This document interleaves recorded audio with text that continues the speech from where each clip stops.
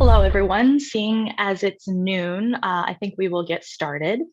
Thank you all for coming. And yeah, it looks like people are here. I will get started with our launch.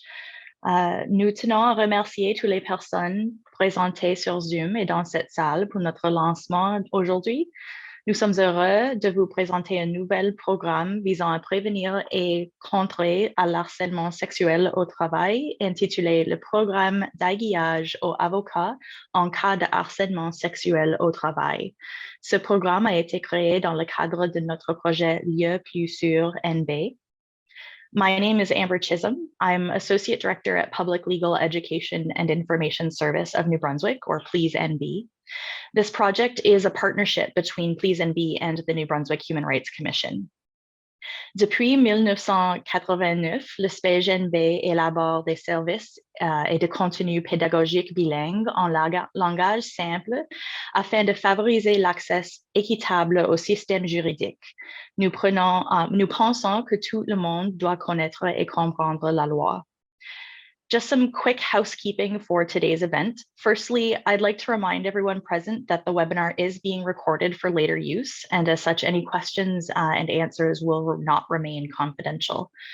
Secondly, if you need translation services, please note that simultaneous translation is available by checking on the round interpretation icon on the lower menu and selecting your language of choice. Lastly, if you have questions throughout the event, please do write them under the Q&A button in your lower menu. Si vous en avez besoin, sachez qu'un service d'interprétation simultanée est à votre disposition. Cliquez sur l'icône ronde Interprétation sur le menu inférieur et sélectionnez la langue de votre choix. Je voudrais rappeler à toutes les personnes présentes que ce webinaire est enregistré pour l'utilisation plus tard. Alors, les questions et réponses ne resteront pas confidentielles. Si vous avez des questions, veuillez utiliser la fonction questions et réponses qui se trouve également dans le menu au bas de votre écran. Bonjour, welcome everyone. My name is Marc-Alain Mallet. I am the Director of the New Brunswick Human Rights Commission.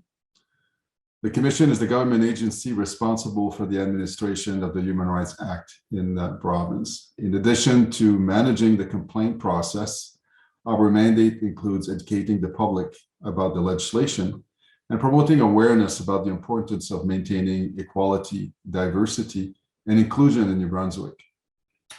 So a bit of background of Safer Places NB. Depuis 2019, nos deux organisations travaillent en partenariat dans le cadre de Lieu plus sûr Nouveau-Brunswick. Ce projet comprend le site saferplacesnb.ca, qui sert de portail pour les ressources et la formation, axé sur la prévention du harcèlement sexuel dans les milieux de travail du Nouveau-Brunswick. Depuis le lancement de saferplacesnb.ca, nous avons offert des ateliers et des cours de formation en ligne à des employeurs et des employés de tout le Nouveau-Brunswick, afin de prévenir et de contrer le harcèlement sexuel au travail. Nous avons aussi créé des outils et des ressources pratiques et utilisables, comme un modèle de formulaire de plainte et un modèle de politique sur le harcèlement au travail que les employeurs et les employés peuvent imprimer et utiliser gratuitement.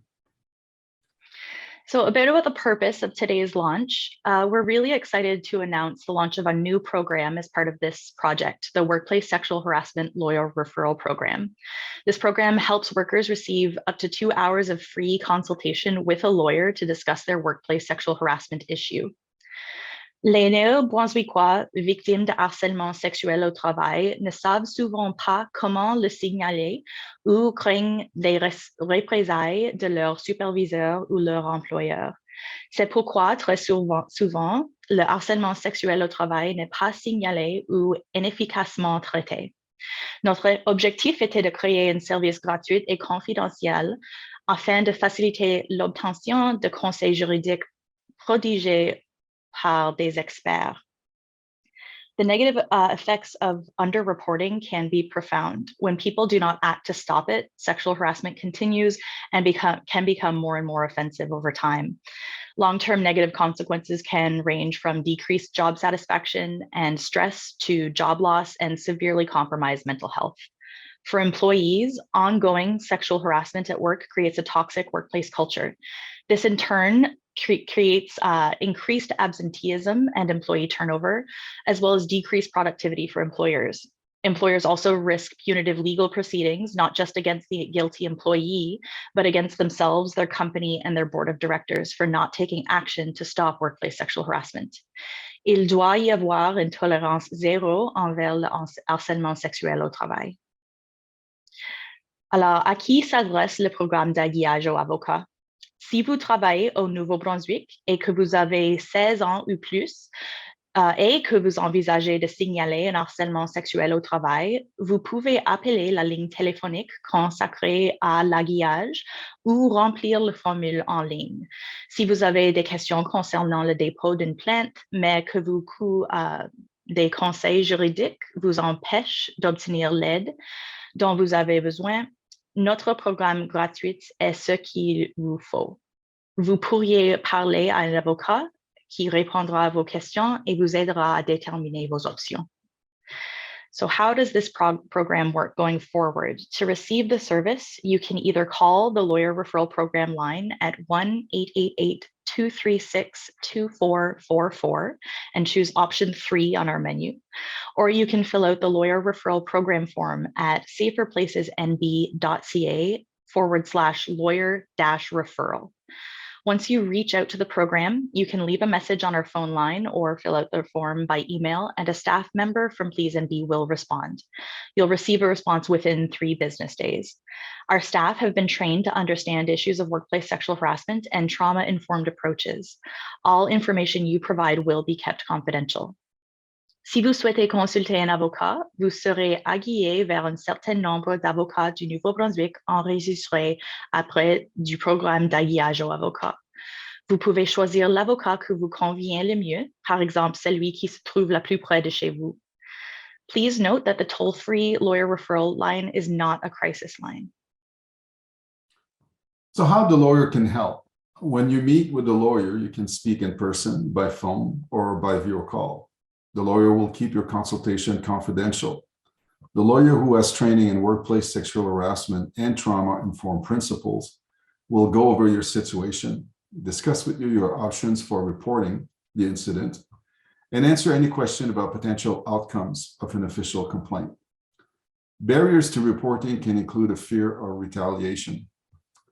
The lawyer can help you understand your legal protection that can prevent this from happening or address it if it does. The lawyer will guide you to the steps you need to take when reporting workplace sexual harassment. The goal is to help you resolve your workplace sexual harassment issue. So in summary, nous savons que le harcèlement sexuel au travail est non seulement un acte blessant et même traumatisant, mais aussi illégal. Mais nous savons aussi qu'il peut parfois être difficile de signaler un harcèlement sexuel au travail. À lieu plus sûr Nouveau-Brunswick, nous nous employons à éliminer certains obstacles au signalement du harcèlement sexuel. Nous voulons faciliter la tâche de toutes les personnes qui ont besoin de conseils juridiques de base. Grâce au programme d'aiguillage aux avocats, les Néo-Brunswickois et Néo-Brunswickoises bénéficieront de 2 heures de conseils juridiques gratuits, sans obligation de poursuivre les consultations. So what are our next steps? You can help us promote the Workplace Sexual Harassment Lawyer Referral Program by visiting saferplacesnb.ca and selecting the lawyer referral option on our main menu. And you can share it among your networks. And please also pass along our toll-free number for the service. Again, that's 1-888-236-2444. You'll be contacting Please NB and select option 3 on the menu for the lawyer referral service. Le programme d'aiguillage aux avocats en cas de harcèlement sexuel en travail est un important nouveau volet de ressources de lieu plus sur nb.ca. Il donne aux travailleurs du Nouveau-Brunswick confrontés à un traumatisme lié à un harcèlement sexuel la possibilité de parler à un avocat. Nous souhaitons remercier Justice Canada qui finance ce projet. So we'll now be taking questions from today's participants. Si vous avez des questions, veuillez utiliser la fonction questions et réponses qui se trouve également dans le menu au bas de votre écran. Il est également possible de poser des questions dans la section de clavardage. Please use the Q&A function at the bottom of your screen or the chat to ask questions of today's panelists. So we do have a question here. What is the training for participating lawyers and what is the duration of this training? So I think, Amber, are you able to answer that? Sure, yeah. So Safer Places NB through Please has developed training programs that we've been delivering to employers and employees for about 2 years now. We've developed a lawyer-specific training program that has been delivered by a lawyer expert in the St. John area. That training program for lawyers is about an hour long and covers sexual harassment generally, the options to address sexual harassment under various options, whether it be civil litigation, criminal options, internal workplace complaints, human rights applications, and so on. And then as well as that, we've also been given access to a training module developed by Sexual Violence New Brunswick on trauma-informed principles for civil litigation lawyers. So this is a new program that's being launched by Sexual Violence New Brunswick very soon, and we're being given access to it early for our lawyers for the benefit of this project. Thank you, Amber. We have a question here from Brad Perry from Acadia Broadcasting. How many lawyers in the province have signed up to take part in this program? So far, we've received expressions of interest from 25 participating lawyers in New Brunswick and have received a registration form and an indication of completing the training from 9 of those lawyers, which I expect will continue to increase as time goes on. Perfect.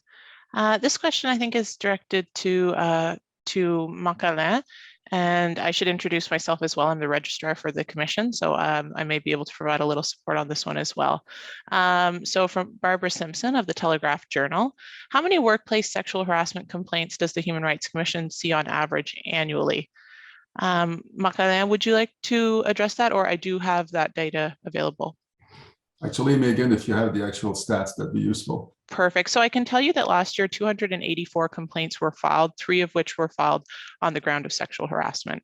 It is possible that there are others captured under what we call multiple grounds.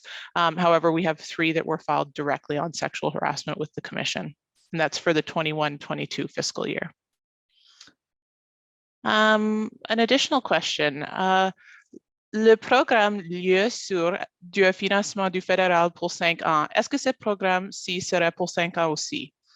So will the program continue beyond the 5 years, or is it currently slated for 5 years? I can take that one, Marc, if you'd like. Go. Oui, le programme à ce moment, c'est pour 5 ans qui se mit fin à juin 2024. Alors, pour le programme d'aiguillage, on a peut-être une fin de juin 2024. Mais à ce moment, nous espérons que si le programme si beaucoup de personnes demandent les services du programme, on peut demander de plus financement de notre organisation ou du Justice Canada pour peut-être poursuivre pour un petit peu plus de temps ou pour beaucoup plus de temps. Mais à ce moment, on a une fin de juin 2024. Perfect. Thank you so much. And that references another question. Do you mind repeating that, just how long the service will be available currently? Do you mind repeating that in English as well? Absolutely, yes. So currently our 5-year project ends in June of 2024, and this program is part of that project. So theoretically, we have an end date of June 2024 for this funding for this portion of the project. We're very hopeful that if this program is very successful and people are using it, or we're finding that it's meeting a need, we can use that information to seek further funding and hopefully extend that project. But as of right now, our funding for this program will end in June of 2024. Perfect. Thank you, Amber. We have an additional question here from Michael Corvo. Et pourquoi l'âge est 16 ans et plus? Il y a des personnes plus jeunes qui travaillent, par exemple, fast food. C'est une bonne question et c'est une question concernant comment les avocats peuvent donner de avis juridique à une personne.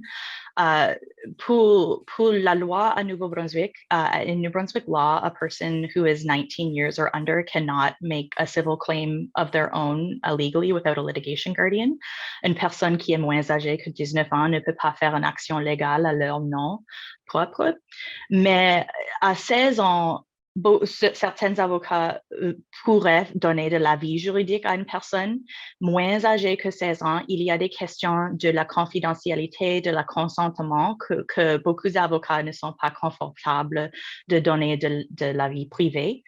C'est possible que si une personne moins âgée de 16 ans a une question, leur parent ou un autre adulte peut contacter le service et on peut discuter les options. Perfect, thank you.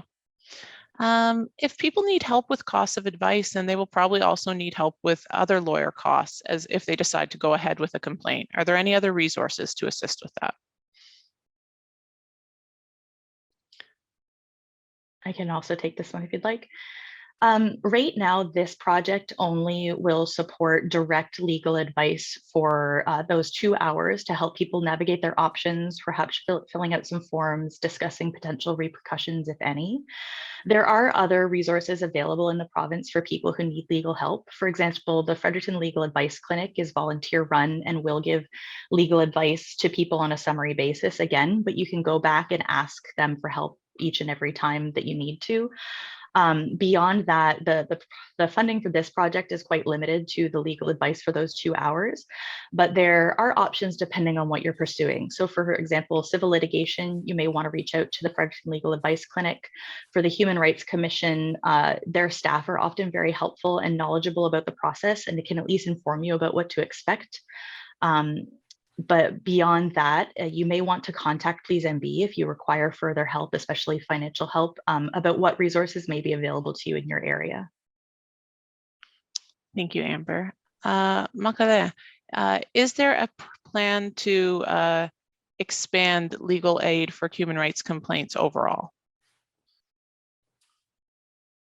Well, the way the Human Rights Commission, our legislation is structured, we manage the process and the provision of the legislation. So we don't provide legal advice.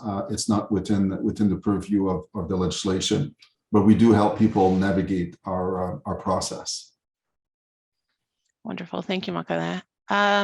We have someone wondering where they can direct lawyers who do wish to sign up, and also inquiring about the possibility of having articling students assist with the program. Amber, would you be able to answer that? Certainly, yeah. Any lawyers who are interested in participating in this program or who just have questions about what that might mean for them, they can contact us directly at info@saferplacesnb.ca, or they can call Please directly at 453-5369, and that's a 506 area code. And we can discuss with them further via email or phone call about what it takes to get involved in the project and what their commitment might look like. Articling students are certainly able to get in touch. They will not be able to provide legal advice due to the rules around the Law Society's regulations for providing legal advice while not a licensed lawyer. That being said, there is likely a lot that they can do to help support this project in the meantime. There's no reason they can't take our training in the meantime and potentially also help us, for example, with delivering our workshops. Wonderful, thank you so much, Amber. Makale, this one might be best directed towards you. Do you work with newcomers, new immigrants, and on issues of racism and discrimination? Yes, we do actually. The commission has recently been involved in developing a newcomers guide and newcomers information in simple term that we've had translated in 7 or 8 languages that we will be releasing fairly soon. We're also been working with the New Brunswick Multiculturalism Council and all its affiliates across the province to understand what are the needs and how do we connect with various groups that would not traditionally access a government type services. So we use a lot of intermediaries to make sure that the human rights legislation and the protection that it affords reaches all New Brunswickers. Perfect, thank you so much. We did have a follow-up question regarding the 284 complaints filed in the last fiscal year. I can confirm that those are not just work-based complaints. Those are complaints that would have fallen under every area of our act, which would include things like, housing. That could be employment, but it could also be services, publicity, professional business or trade association. So that was 284 complaints received in total for last year, of which 3 were filed only on the area of sexual harassment. Couple further questions, I think, Amber, that are best directed to you procedurally. So if I experience workplace sexual harassment on multiple occasions, can I access the legal aid multiple times? That's a great question. So right now, our program is set to approve a person who applies for this service for up to 2 hours of legal advice with a lawyer. If they contact us again, it may be out of scope to receive more time for the same issue, but if there's a new issue or if something continues or arises, they can always contact us. And on a case-by-case basis, we will talk about what the scope of this project is. And we certainly won't be turning anyone away just because they've already contacted us before. Perfect, thank you. A follow-up question to that, I think, which is probably similar in nature. Can a person who talks to one of these lawyers obtain follow-up assistance to pursue a legal claim against the offender and/or employer?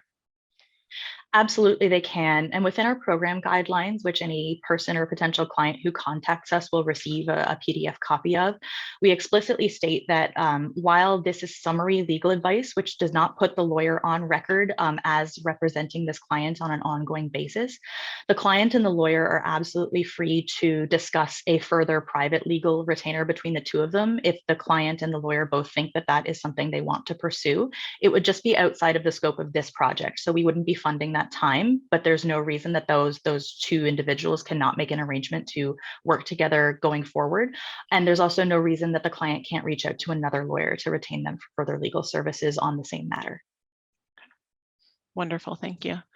How is the commission or Please NB or the program defining sexual harassment? What are the parameters around that?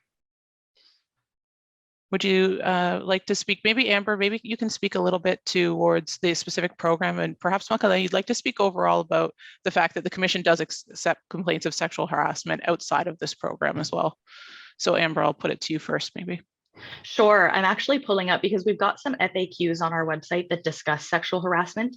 And so our best working definition would probably be found there. And I've just pulled it up here. So we define it currently as sexual harassment is any unwelcome behavior, actions, or words which are sexual in nature, are likely to offend or humiliate, relate to a person's gender, sexuality, or body parts, are known or ought to be known to be inappropriate by the person saying them, or are typically repeated, although they could be a single and serious action.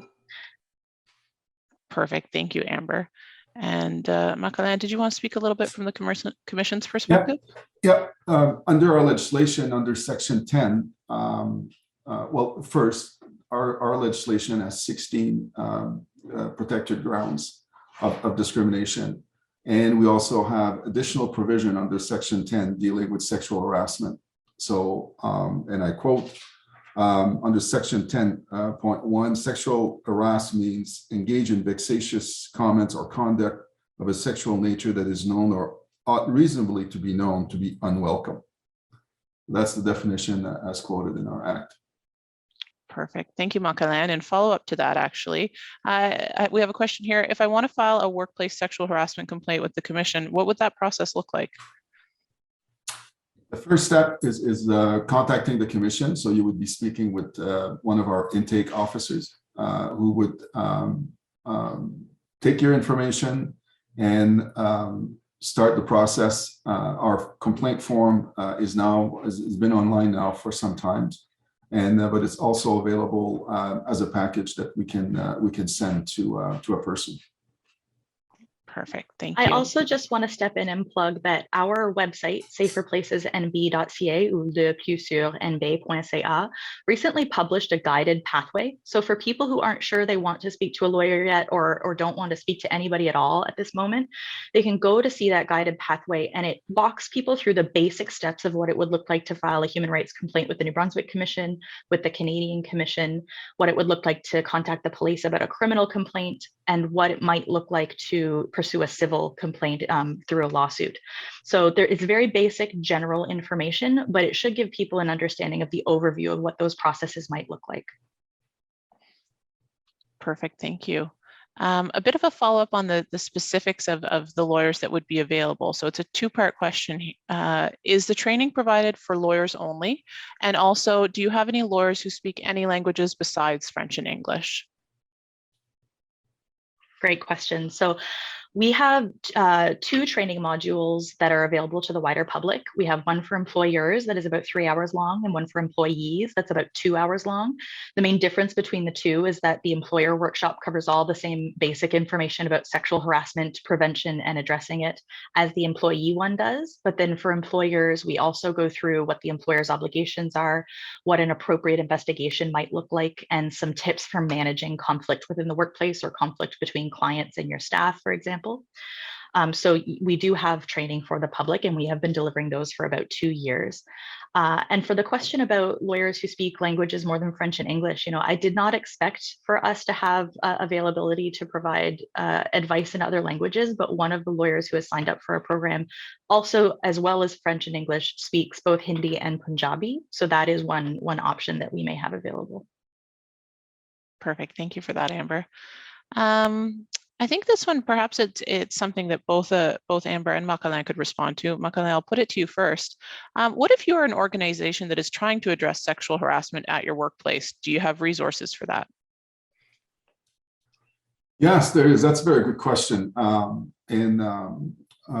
There are different types of resources that are available because sexual harassment, the cases are always based on a case-by-case basis. So in our case, we offer presentations.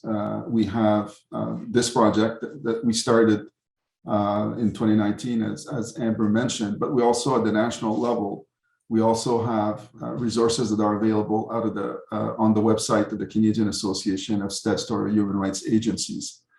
And that information, that training varies. Some of it is very introductory in nature, but others, as this one, as Safer Places NV, is very specific. It's framed within a very much educational approach to it, as well as information. So yes, there's considerable information that's available. It all depends on what your specific case is. And I'll note too that for this project specifically, on our website, you'll find a couple of written resources that are going to be very helpful to employers, especially small employers who don't have their own HR departments, to begin looking at how to appropriately address these kinds of issues. So for example, we've developed a checklist and response guideline for workplace sexual harassment that employers can use to help them walk themselves through the investigation process or the process if they've been alerted of an issue. We also have a template policy that employers can download and kind of fill in the blanks with the appropriate name of their organization, but will cover all of the legal bases for what an appropriate workplace sexual harassment policy should look like. We have a template complaint form that employers and employees can both make use of, as well as fact sheets. Like we have tips on reporting and preventing microaggressions, things like that might be very helpful.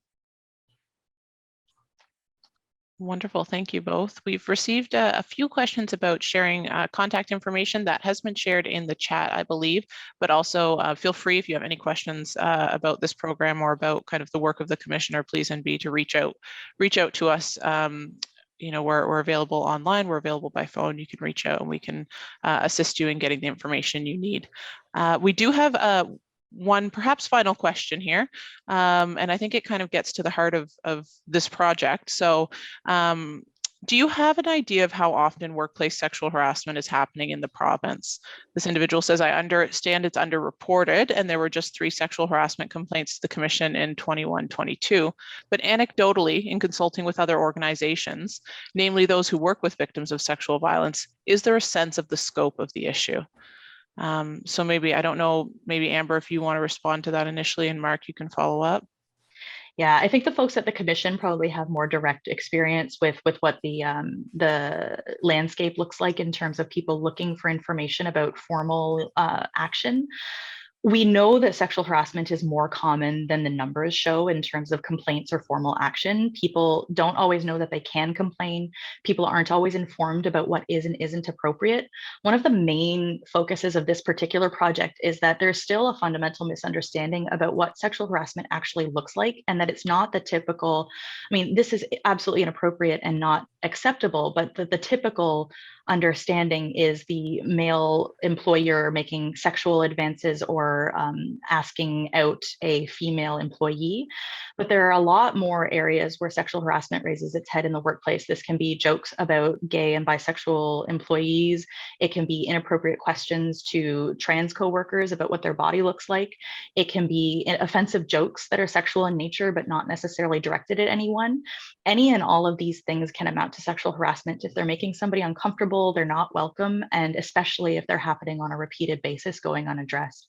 So I think that we can confidently say that workplace sexual harassment is a lot more common than even the average person, I think, is aware of, because while we know that something is making us uncomfortable, we don't always know that we can look at it through this legal lens.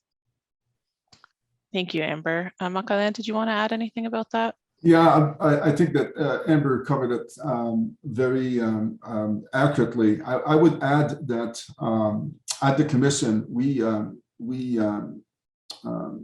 look at the statistics based on our complaint information, but we also look at the anecdotal evidence. We also look at the research that's published by other organizations and they all point to this aspect that this type of harassment is definitely underreported. That's why it's important for organization, public and private, to develop more robust and accessible ways for people to have an avenue, to have a mechanism to be able to report these situations so they can be addressed, because they have no room in our workplaces or elsewhere.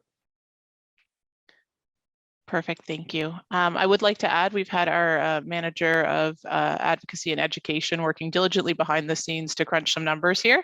And so I can confirm that while 3 complaints were filed solely on the ground of sexual harassment, a quick look through the rest of our complaints for 21-22 indicates that 28 others did select sexual harassment in their complaint. So that means that they may have filed on sexual harassment. They may have also filed on a ground, for example, like race or color or ancestry or sex. And so that speaks a little bit to the intersectionality of some of the complaints that we receive. So 3 filed in 21-22 where they only selected sexual harassment, 28 filed where that was selected in tandem with another ground. We do have an additional question. Would this include situations like retail or the service industry where customers are often the individuals who are harassing staff? For example, almost everyone who works at a bar may have a story regarding sexual harassment about a customer, for example. Makana, did you want to speak a little bit to how that works from the Commission's perspective? Yes, the legislation would apply in that area as well. So if a patron of an establishment harassed an employee, our legislation would definitely apply. Yeah, so we know that an employer has the law says the employer has an obligation to provide an employee with a harassment-free work environment. So nothing about that definition says who the harassment has to be coming from, which means that if you're being harassed at work, it does not matter that it's coming from a contractor who's doing your deliveries or from a client that you're having to meet with or from a patron at the bar you're working from. You have the right to work in an environment free of harassment. And this was actually one of the biggest pieces of feedback we got from our initial phase of the public training for employers and employees, is that we would often get questions from employers, for example, local breweries who had all of their employers and employees trained with our training would follow up and ask questions like this. Well, what do I do if it's a patron and I don't feel comfortable telling them to stop because they're paying me and I don't really know what to do about that? So we actually just recently went through a phase of reformulating our public training to include sample conversations that include some discussions about what to do if it's a client or a patient or a patron. And we'll be launching that new version of the training at the beginning of our new fiscal year in March. So that will be an option for people who are interested in taking our public training. Wonderful. I think that does conclude. I don't see any more open questions readily available. At this point, If there's no further questions, you certainly can reach out if you have questions afterwards, or if you've given it some thought, you can reach out to the commission or Please NB, and we can direct you appropriately or provide that information. Makale, Amber, did you want to say some final words in closing? You go first, Amber. Sure, yes. Well, I'd like to thank you all again for coming. We're really excited about this service. It's the first service of its kind in New Brunswick. There's never been a referral service where people can call and be given the name of a specific lawyer to meet with on their particular issue. And the fact that this also comes with funding to actually pay for that initial meeting, I'm really excited about. And I'm hoping that if it's well used, we can look into options to continue it and even expand it in the future. So we appreciate you all being here to help contribute to spreading that word. Yes, again, won't repeat what Amber has so eloquently stated, but we appreciate the participation of all of you today, and to help us take this program and put it into and make sure that people are aware of it. Education and advocacy is one of the key focus and mandate of the Commission, and this partnership with public legal education has been extremely worthwhile, so we're happy to continue on this note. So thank you. Perfect. Merci tout le monde. Thank you everyone for joining us today. Si vous avez des questions, if you have any questions after today's session, please do reach out. We have folks ready and willing to take your calls, so feel free to reach out to us, and thank you for joining us. Merci à toutes et à tous. Merci. Au revoir.